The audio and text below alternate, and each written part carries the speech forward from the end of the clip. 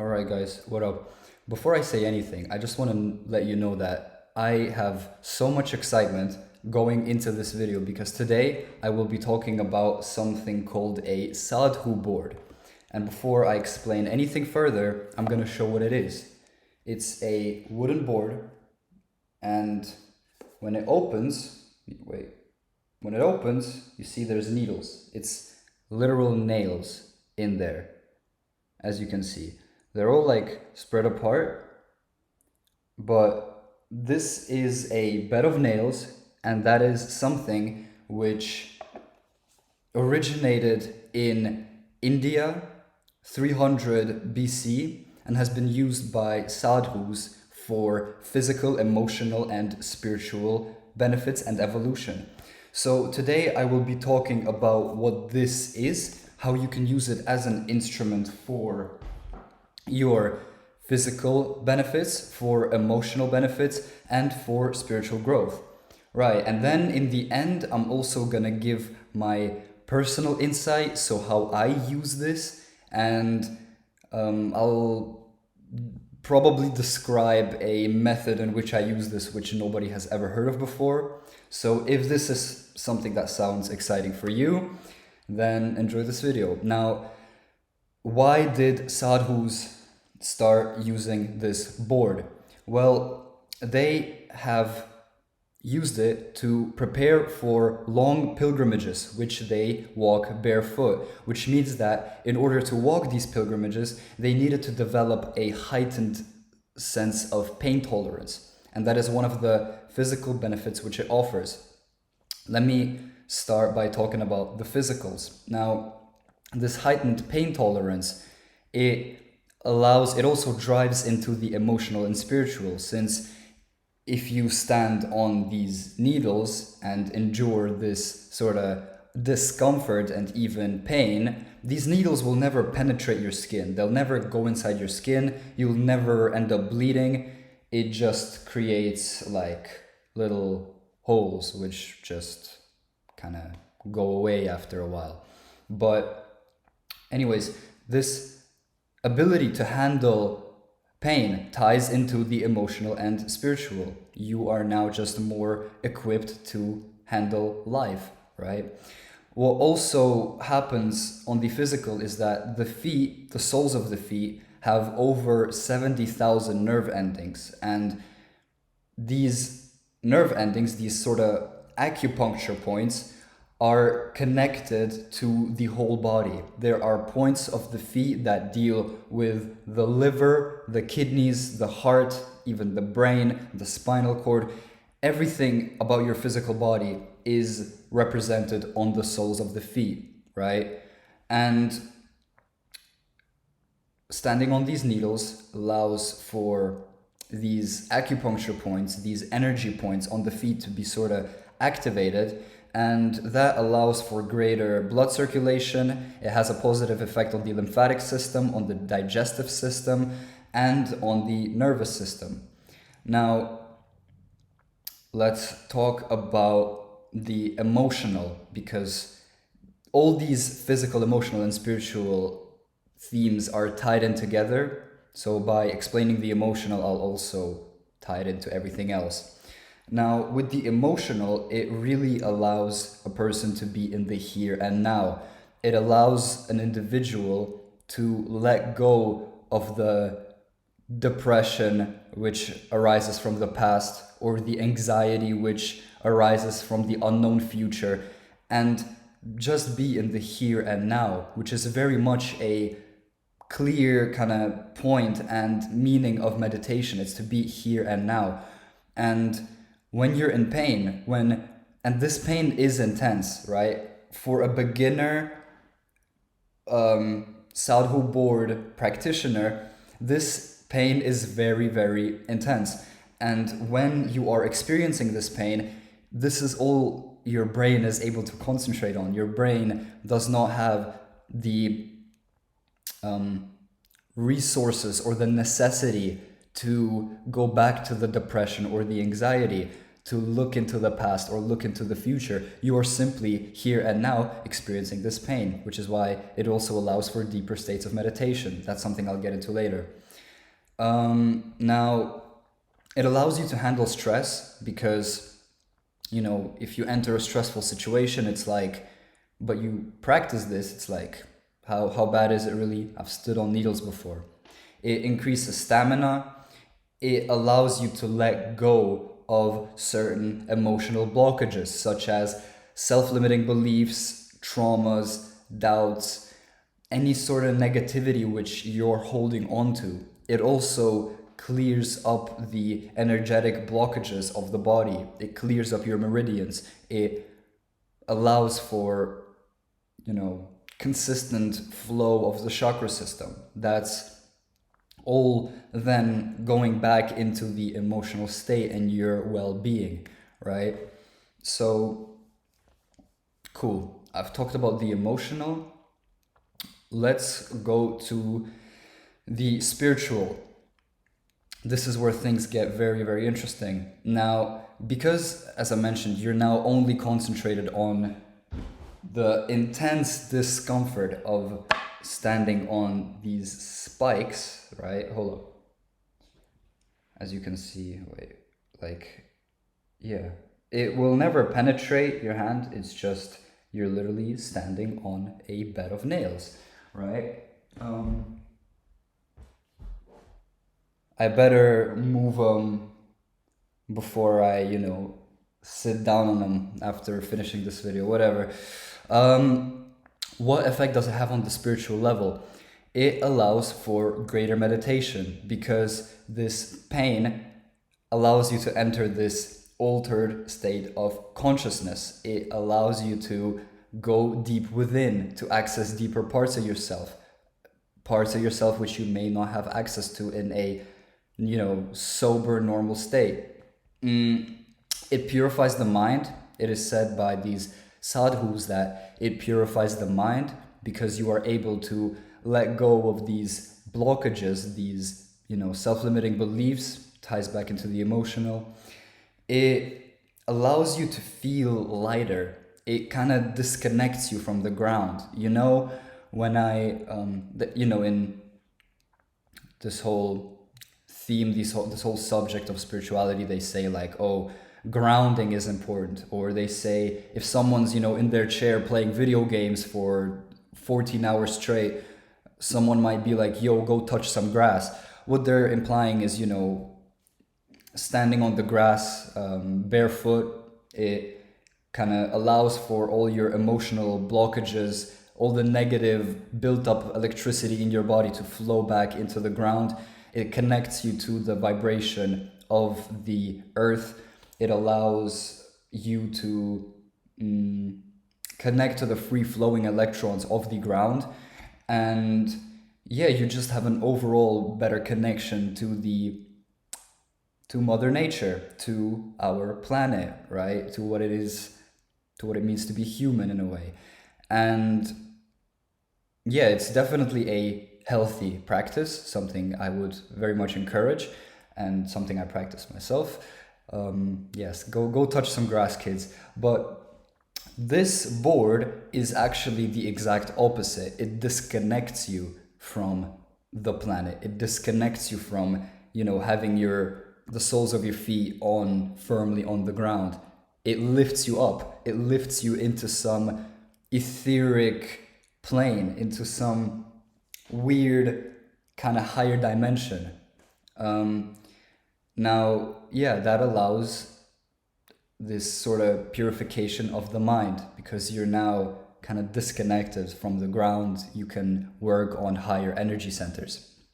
And because it's so, this pain also kind of releases a lot of endorphins, as you know, with working out, heavy sports or any physical activity will release endorphins, the feel-good chemicals of our body, the naturally occurring feel-good stuff.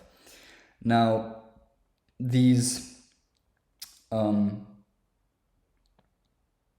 hormones, this stimulation of the nervous system allows you to later on feel more energized. It's like a boost to your whole nervous system. It's like a electric shock, you know, it's like boom, and now you're charged in a way. I don't know how to describe it.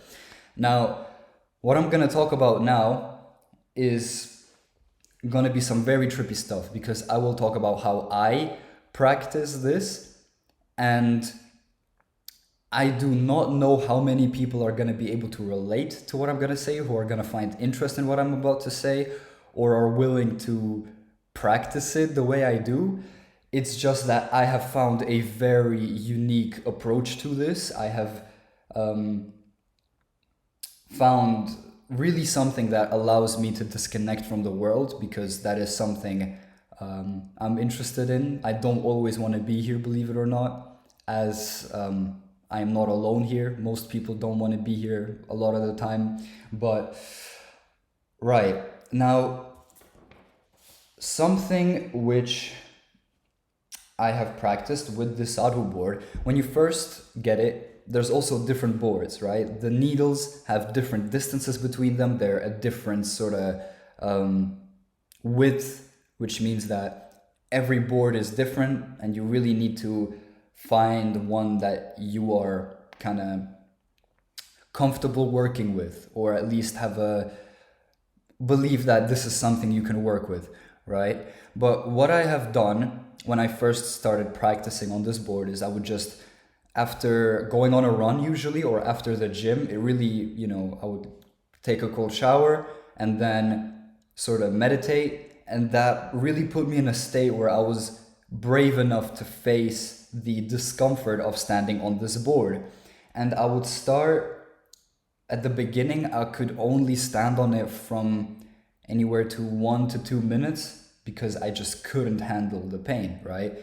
But what I would do, at the start, I would use this instrument, which is a vibrational tuning fork called the Love Tuner. And this tuning fork is tuned to the 528 hertz frequency, which they consider is the frequency of love. It is the frequency which the sun radiates. It's the frequency of the buzzing of the bees, of the chlorophyll in leaves, and it's a naturally occurring frequency in nature, and this vibration puts you in an altered state of consciousness. If you want to know what it sounds like, let's get it.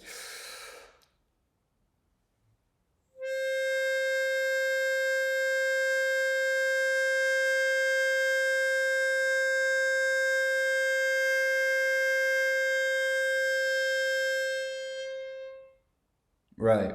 So this is what it sounds like. And if you do this breathing exercise for anywhere from, I don't know, just a couple repetitions to many, many minutes of repeating this, it really makes you zone out. It really disconnects you from your conscious brain. You really enter this altered state of consciousness. And the great thing with this is that you use your own breath to create that noise, which means that while you're meditating, you focus on the breath work, your breathing, as well as the noise. Because for a beginner in meditation, it's very difficult to just do it without anything, to just go within and have this inner peace and complete silence in the brain. I know that my brain is like overactive. I don't get a break. My brain doesn't seem to get quiet ever, which means that being able to concentrate at least on something like a noise or my breathing or the pain of needles really allows me to quiet the mind and allows for deeper meditation.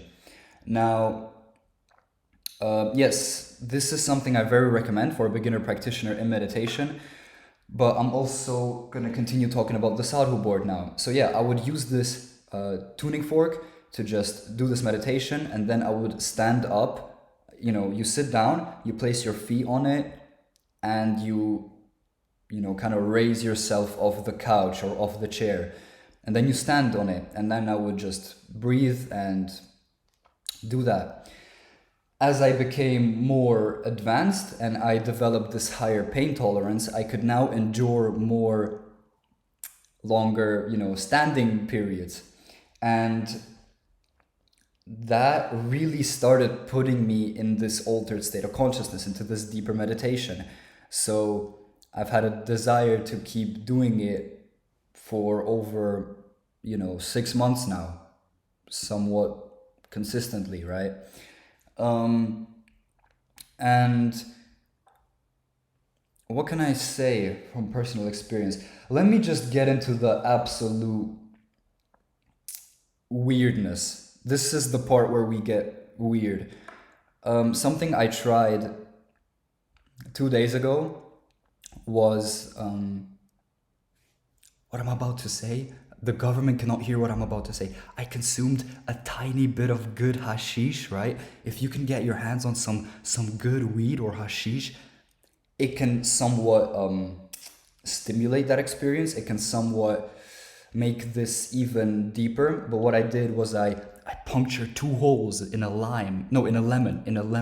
I took a screwdriver, I put 2 holes, right? One up, one through the middle. And then I put like a tiny ball of hashish on top, and I lit it, and there was like this perfect air circulation going on. I made a bong out of a lemon. I ripped that shit, right? And I got faded, basically, is what I'm trying to say. And then that was in the nighttime, and I was standing literally under the stars in pure darkness. I stood up on this board while wearing headphones and listening to a artist named Shanti People. That is an artist. They make like very kind of psychedelic, trance-like, like rhythmic techno music. It's the trippiest stuff I've encountered so far. It's like the chants of a shamanic ritual, of some ayahuasca retreat in Bali. But this music puts you in completely, makes you fly away even by itself.